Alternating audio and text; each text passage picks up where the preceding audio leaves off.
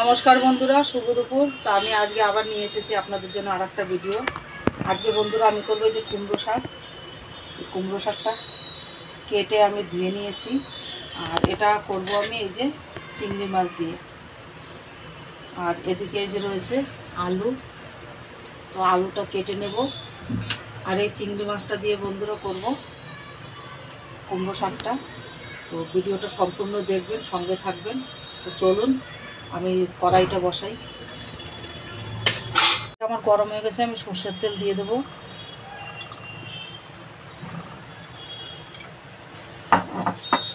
আর এদিকে বন্ধুরা মাছটাতে আমি নুন হলুদ মেখে নেব।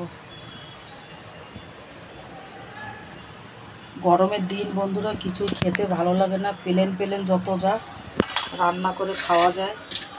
আর এই শাক পাতাটা একটু রান্না করলে তো একটু পেট ভরে খাওয়া যায়।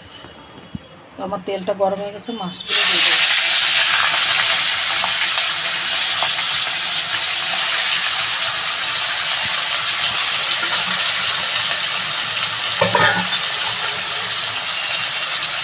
আর বন্ধুরা আমি এই কুমড়ো শাকটা না একটু অন্যভাবে রান্না করব, তো যার জন্য ভিডিওটা পুরো দেখবেন, তাহলে বুঝতে পারবেন। আগে মাছটা ভাজি।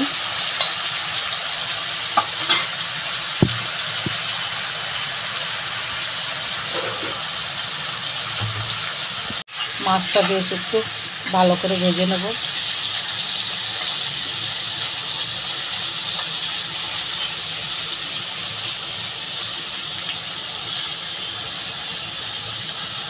তাও আমি লম্বা লম্বা পাতলা করে কেটে নিয়েছি, কেন কি কুমড়ো শাকের ডাঁটাটা লম্বা করে কেটেছি। আলুটা যদি গোল করে কাটি তাহলে সবজিটা দেখতে ভালো লাগবে না, যার জন্য যাতে ম্যাচ হয় ডাঁটাগুলোও লম্বা আলুগুলোও, এই জন্য লম্বা করে কেটেছি।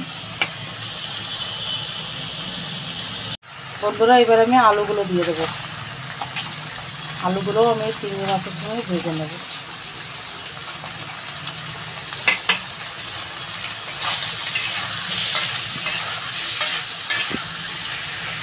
এটাতে আমি দিয়ে দেবো এবার স্বাদ মতো দিয়ে দেবো নুন, দিয়ে দেবো স্বাদ মতো, আর পরিমাণ মতো হলুদ দিয়ে দেবো।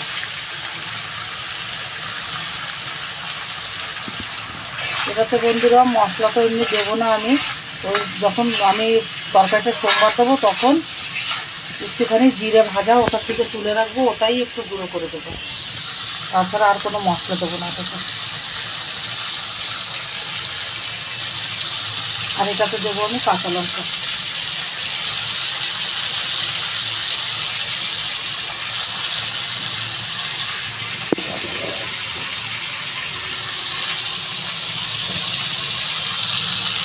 আমার কষানো হয়ে গেছে, আমি এবার জল দিয়ে দেবো।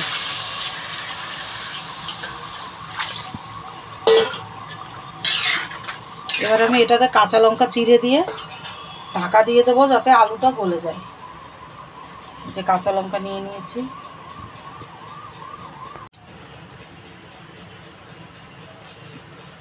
সবগুলো কাঁচা লঙ্কাগুলো দিয়ে দিচ্ছি।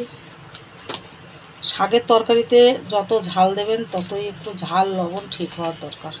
শাকের তরকারিতে ঝাল না হলে পরে না শাকের তরকারি টেস্ট হয় না।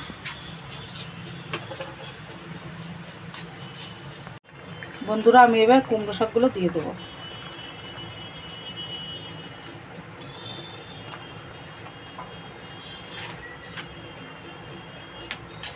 একটু নাড়াচাড়া দিয়ে আবার ঢাকা দিয়ে দেবো।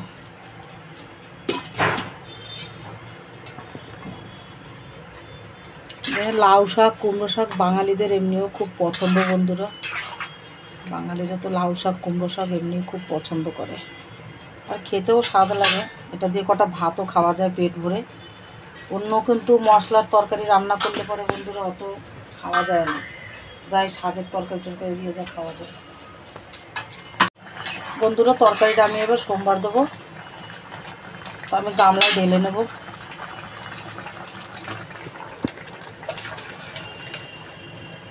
বন্ধুরা তরকারিটা সোমবার দেওয়ার জন্য দিয়ে দেবো কড়াইতে সর্ষের তেল,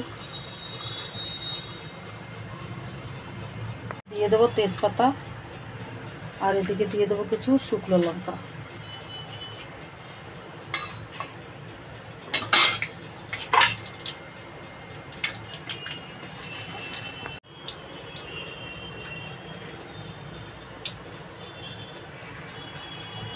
আর এদিকে দিয়ে দেবো বন্ধুরা গোটা জিরে।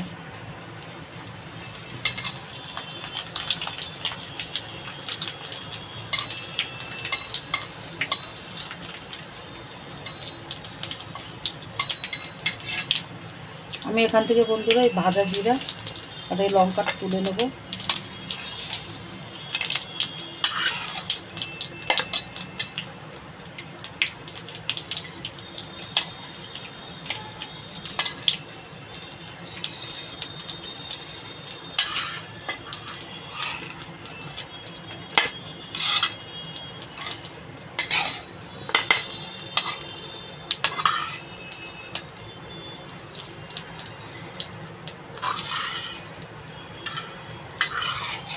আমি বন্ধুরা এবার তরকারিটা ঢেলে দেবো।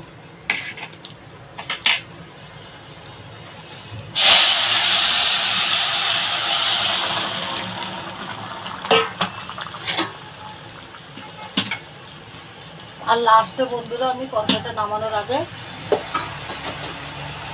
আমি একটুখানি ধনে পাতা দেবো। এই যে মশলাটা ভেজে রেখেছি এটা দেবো। বন্ধুরা তরকারিটা আমার প্রায় হয়ে গেছে। আমি ওই যে ভাজা মশলাটা তুলে রেখেছিলাম সেটা আমি গুঁড়ো করে দিয়ে দিয়েছি। আমি এই যে এবার এই ধনে পাতাটা কুচিয়ে দিয়ে দেবো, তারপরে তরকারিটা নামিয়ে নেবো। বন্ধুরা আমার তরকারিটা হয়ে গেছে, আমি এবার ধনে পাতা দিয়ে দিলাম।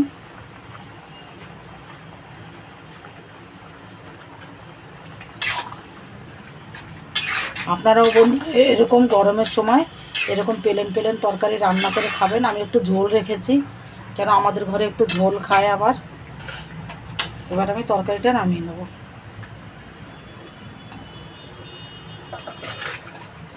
আর এই তরকারিটা বন্ধুরা খেতে এত ভালো লাগে না, আপনারা যারাই যেখানে কুমড়ো শাক পেলে পরে এইভাবে একবার রান্না করে খাবেন। এই বন্ধুরা অনেকই স্বাদের খাবার। যারা খেয়েছেন তারা তো জানেন, যারা খাননি তারা একবার জরুর এরকম বানিয়ে খাবেন কুমড়ো শাক। চিংড়ি মাছ দিয়ে না হলেও অন্য যে কোনো মাছ দিয়ে করতে পারেন, কিন্তু চিংড়ি মাছটা দিয়ে বেশি স্বাদ লাগে।